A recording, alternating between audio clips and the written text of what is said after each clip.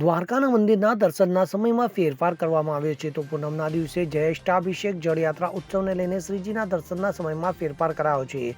મળતી માહિતી અનુસાર દ્વારકાધીશ મંદિરમાં આવતીકાલ 11 જૂન બુધવાર પૂનમના દિવસે જ્યેષ્ઠાભિષેક અને જળયાત્રા ઉત્સવને ધ્યાનમાં રાખીને દર્શનના સમયમાં ફેરફાર કરાયો છે. તો મંદિરમાં સવારે 6 વાગે મંગળા આરતી થશે, જે સવારે 8 વાગ્યા સુધી ચાલશે. ત્યારે 8 વાગ્યાથી 9 વાગ્યા સુધી શ્રીજીને ખુલ્લા પડદે અભિષેક અને બાદમાં સ્નાન કરાવાશે. ત્યારબાદ બપોરે 1 થી સાંજના 6 વાગ્યા સુધી દર્શન બંધ રહેશે. જ્યારે સાંજે 5 વાગે ઉત્તાપતન દર્શન થશે. તો સાંજે 5 થી રાત્રિના 9 વાગ્યા સુધી જળયાત્રા ઉત્સવ ઉજવાશે, જેથી રાત્રે 9:30 વાગે દર્શન બંધ રહેશે. તો નોંધનીય છે કે વર્ષમાં માત્ર 2 વખત જ શ્રીજીને ખુલ્લા પડદે અભિષેક સ્નાન કરાવાય છે, જે પૈકી એક જ્યેષ્ઠાભિષેક ઉત્સવ હોય, જેનું વિશેષ મહત્વ છે. તો આ દરમિયાન સવારે જ્યેષ્ઠાભિષેક તેમજ ત્યારબાદ સાંજના સમયે બાલ સ્વરૂપના નૌકા વિહાર દર્શન યોજાતા હોય છે.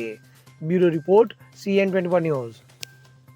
હવે જુઓ દેશ દુનિયાની તમામ ખબરો તમારી આંગળીના ટેરવે.